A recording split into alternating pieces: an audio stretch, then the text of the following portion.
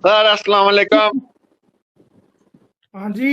वालेकुम सलाम। जी रामे साहब कैसे हो? बिल्कुल ठीक सर। आप सुनाएं, आप कैसे हैं? माशाल्लाह, आपने तो सर पूरे डिपार्टमेंट की दौड़ें लगवा दी। अरे भाई साहब, पता क्या है ये? जी अगर ये वो साजिद वाला मामला, वो वॉइस ये ना होती ना, मैं कहता हूँ जी लोगों को जब पता चलता, जब ये बच्चे एयरपोर्ट पे थे होते, तब लोगों को पता चलता। बिल्कुल सही बात है, बिल्कुल सही बात है, बिल्कुल सही ऐसी कह रहे हैं सर फिट आप। ऐसी फिट लीगल प्लानिंग कर दी थी मैंने। पर क्या करें, जब आस्तीन में ही सांप है तो क्या करें बताओ। सही बात है, बिल्कुल सही बात है। सर थोड़ा बताएं कि ये सारा बहुत सारे लोग जानना चाह रहे हैं कि ये थोड़ा बताएं। कैसे मेरे सभी प्यारे बहन भाइयों, आशा करती हूँ आप सब अच्छे होंगे। आज मैं फिर से हाजिर हूं एक नई वीडियो के साथ। आपने मेरा थंबनेल तो देख लिया हो, किस तरह से पुलिस के बारे में बहुत सारी अफवाहें बनी हुई हैं। तो वीडियो को स्किप मत कीजिएगा। गुलाम हैदर के बच्चों की बात की इसमें बात करी जाएगी। तो बहुत सारे ऐसे सवाल जवाब हैं जिसने मोमिन मलिक सर ने, पाकिस्तान के जो मशहूर वकील हैं, उनके साथ लाइव में बैठ के सारे सवालों का जवाब जो है निकाला है। तो वो मैं आपके साथ शेयर करना चाहती हूँ, मोमिन मलिक सर का जो लाइव वीडियो है।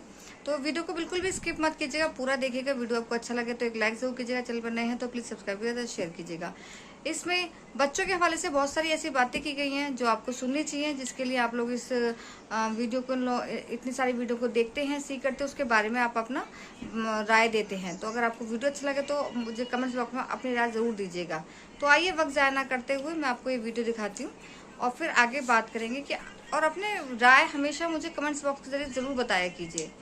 चलिए देखते हैं मोमिन मलिक सर का बच्चों के प्रति ये वीडियो। अब मामला, वो वॉइस ये ना होती ना, मैं कहता हूँ जी लोगों को जब पता सही चलता, बात जब ये है। बच्चे एयरपोर्ट पे थे होते, तब लोगों को पता चलता। बिल्कुल सही बात है, बिल्कुल सही बात है, बिल्कुल सही ऐसी कह रहे हैं सर फिट आप। ऐसी फिट लीगल प्लानिंग कर दी थी मैंने। पर क्या करें, जब आस्तीन में ही सांप है तो क्या करें बताओ। सही बात है, बिल्कुल। बिल्कुल सही बात है। सर थोड़ा बताएं कि ये सारा बहुत सारे लोग जानना चाह रहे हैं कि ये थोड़ा बताएं कि ये सारा मामला हुआ कैसे, और आपने बड़ा टेक्निकल चीज़ों को लेकर बड़ा बारीकी में जाकर, बहुत कम वकील ऐसे बारीकी में, इतनी बारीकी में चीज़ें निकाल के हमें समझने में थोड़ी प्रॉब्लम हो रही है कि रबूपुरा, सही बल्लमगढ़, इन कहा। सारी चीज़ों को निकाल के फिर कोर्ट में ये प्रूव किया कि उन्होंने फेक स्टेटमेंट दिए हैं, उसके बाद उन सबको पेश करवाया। तो इसके बारे में थोड़ा बताएं सर, ये सारी कार्रवाई हुई कैसे है? हमारे यहाँ एक ऑनरेबल सुप्रीम कोर्ट का जजमेंट है, डी के बासु बनाम पश्चिम बंगाल। जी उसमें बिल्कुल। ऑनरेबल सुप्रीम कोर्ट ने सही ड्यूरिंग बात द है। टाइम ऑफ द अरेस्ट जो है गाइडलाइन इशू की है कि जब आप किसी को अरेस्ट करोगे सही कहा। तो ये गाइडलाइंस है, इसके अकॉर्डिंग जो आप किसी को भी अरेस्ट करोगे। और जब आप अरेस्ट करोगे उसकी इंफॉर्मेशन दोगे, उसको बताओगे आपको क्यों अरेस्ट किया जा रहा है, कहाँ से किया जा रहा है, उसके विटनेस को रखोगे, बिल्कुल। उसके अगर वो वकील रखना चाहे तो वो भी करोगे। और दिन छिपे के बाद जो है किसी महिला से को थाने में नहीं बुलाओगे, किसी बहुत सारी इंस्ट्रक्शंस उसके अंदर है। जब आप किसी को अरेस्ट कर लोगे तो तुरंत उसका मेडिकल कराओगे, उसको 24 आवर्स आप जो है ना लॉकअप में नहीं रख सकते, आप उसको तुरंत जुडिशियल इलाका मजिस्ट्रेट के सही सामने कहा। पेश करोगे। अगर एक प्रोविंस से, स्टेट से दूसरी प्रोविंस में अगर आप किसी को अरेस्ट करके ले जा रहे हो तो आप जहां से अरेस्ट करते हो वहां मेडिकल कराओगे। उसके बाद उसको इलाका मजिस्ट्रेट को पेश करके राहदारी रिमांड आप लेोगे, यानी कि ट्रांजिट रिमांड। तो जब आप दूसरी स्टेट में लेके जाओगे तो जो कंसर्न इलाका मजिस्ट्रेट है जी वहां पर बिल्कुल। पेश करोगे, नया मेडिकल कराओगे।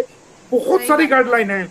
लेकिन सीमा हैदर मामले में क्या हुआ कि जब एसएचओ ने, आपको पता है कि मैं गया तो उसने मुझे एफआईआर की कॉपी नहीं दी। वो वो इधर उधर कहता रहा कि मैं इलाके में हूँ, यहाँ हूँ, वहां हूँ। 2-3 घंटे वेट कराया।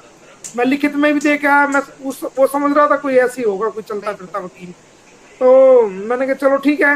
मैंने तुरंत वहां अपनी लोकेशन और वो एप्लीकेशन मेल एसएसपी, कमिश्नर और खुद एसएचओ को करी, वहीं थाने में खड़ा होके। और उसके बाद जो है ना कोर्ट से आदेश कराया, सारे डॉक्यूमेंट लिए दिए ना, फिर सारे कोर्ट में आके सारे डॉक्यूमेंट दिए। तो जब मैंने उस सही कहा। एफआईआर को पढ़ा तो उसके अंदर बहुत सारी लीगल टेक्निकल चीजें थी जो पुलिस ने हड़बड़ी में उसके अंदर बहुत सारी गलतियां करी थी। उसमें इन्होंने दिखाया कि सीमा हैदर और उसके बच्चों को इन्होंने जो अरेस्ट किया है वो हमारे हरियाणा फरीदाबाद का एक जिला है जो यूपी के बॉर्डर पे लगता हुआ जिला है।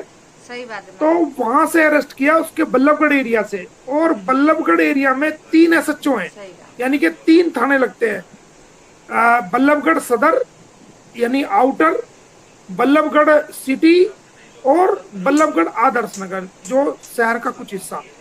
तो मैंने सबसे पहला जो इन्वेस्टिगेट किया मैटर, मैं तीनों थाने के अंदर गया।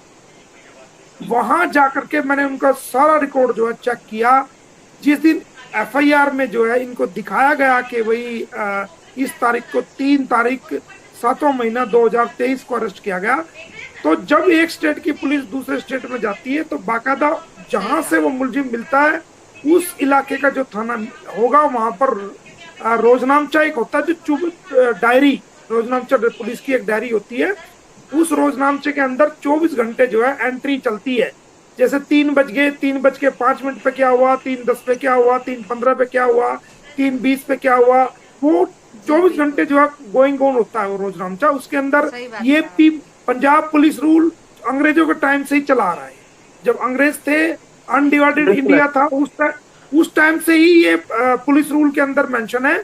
और ये तब से चला रहा है कि थाना के अंदर कोई भी चीज होगी, इवन संतरी जो खड़ा होता है, अगर वो संतरी भी चेंज होगा तो उसके अंदर लिखेंगे कि हथियार दूसरे संतरी को दिया गया, इस संतरी की ड्यूटी खत्म होगी, दूसरा संतरी, यानी एक चीज को उसके अंदर बाउंड अप किया गया।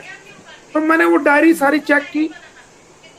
पहले तो आनाकानी कर रहे थे, लेकिन मैं भी फिर अपनी पे आ गया था।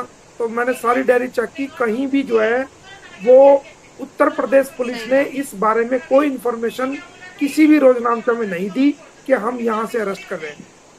और अगर वो इंफॉर्मेशन देते तो फिर अगला उनका काम बनता था कि वो मेडिकल कराते, खासकर जब बच्चे हैं और महिलाएं हैं तो उनका मेडिकल कराना चाहिए था। सीमा हैदर बेशक वो हमारी एंटी पार्टी है, लेकिन उसको भी अरेस्ट करने में जो कमियां रही हैं वो एक लीगल कमियां हैं। आप तो वकील साहब हैं। तो दिन छिपे के बाद, सूर्यास्त के बाद, जब महिला को भी, किसी भी महिला को सनसेट के टाइम के बाद अरेस्ट नहीं किया जाता, ये भी कानून है। ये डीके बासु केसेस में ये सारी गाइडलाइन है। तो ऐसा कुछ नहीं किया गया। तो मैंने सबसे पहला जो है वो एसएचओ को लिखित में उनसे लिया। कई उसके मैंने आरटीआई वगैरह भी लगाई है, फिर वो कंप्लेंट भी की है जो धर्म परिवर्तन करा रहे थे।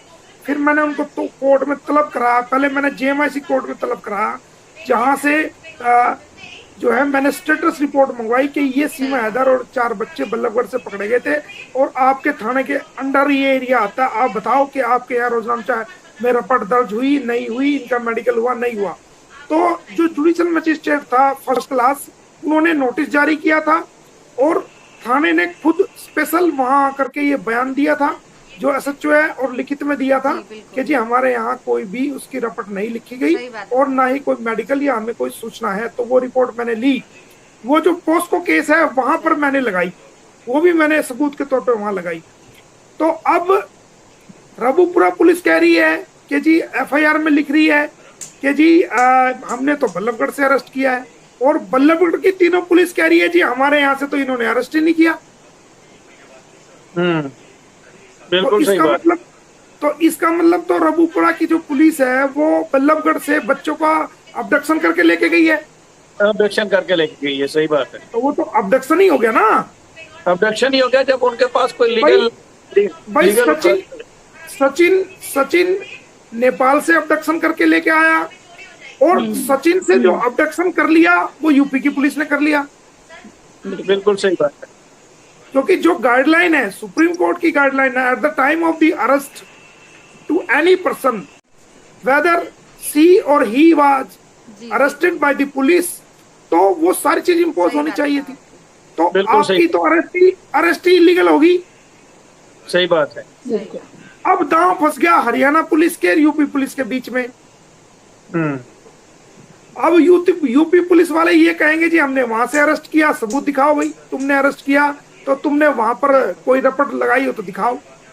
और हरियाणा पुलिस वाले अपनी जान बचाएंगे, क्योंकि उनको भी मैंने सही तरीके से जो है ना गुगली में ले लिया, कानूनी गुगली में। अब वो सही बात है। वो क्यों अपनी नौकरी खराब करेंगे कोर्ट के, वो क्यों जेल जाएंगे? वो तो कहेंगे जी सही हमारे बात। पास तो लेके ही नहीं आए अगले, सही बात है। और वो कहेंगे जी हमने यहाँ से पकड़ा है तो दिखाओ रपट कहाँ पर है। सही बात है, रपट है कोई नहीं। बिल्कुल। तो इसीलिए चारों बच्चों को जो सारे एसएचओ को, रबूपुरा एसएचओ को सेशन कोर्ट ने बोला आ जाओ, वही बताओ, आओ। सर ये तो आपने एक मोमिन मलिक ने तीन पुलिस के जो डिपार्टमेंट है उनकी दौड़े लगवा दी है। चार एसएचओ, तीन एसएचओ बल्लभगढ़, एक रबूपुरा एसएचओ और एक assistant commissioner of police ACP. बड़ी बात, बहुत बड़ी बात जी। एसीपी, क्योंकि मुझे पता था कि ये थाने वाले गड़बड़ ना करे, तो जो उनके ऊपर सबसे बड़ा अधिकारी है, जो पूरे जिले का अधिकारी होते हैं, एसीपी, आ जाओ भी, आप भी, उनको भी हो गया। हाँ बिल्कुल, हमारे भी यहाँ पे एएसपी होता है। बिल्कुल ठीक है, सही कह रहे हैं आप। हाँ, और उसके बाद क्या है, फिर चाइल्ड वेलफेयर ऑफिसर, आ जाओ भाई, चाइल्ड वेलफेयर ऑफिसर। जब कोई पाकिस्तान का बच्चा यहाँ सीन हुआ है फर्स्ट टाइम, फॉरेन एक्ट में ये प्रोविजन है कि किसी भी कंट्री में, अगर भारत कंट्री में कश्मीर से लेकर कन्याकुमारी तक जो भारत का टेरिटोरियल एरिया है, वहां पर कोई भी व्यक्ति जो पहली बार आइडेंटिफाई होगा कि भाई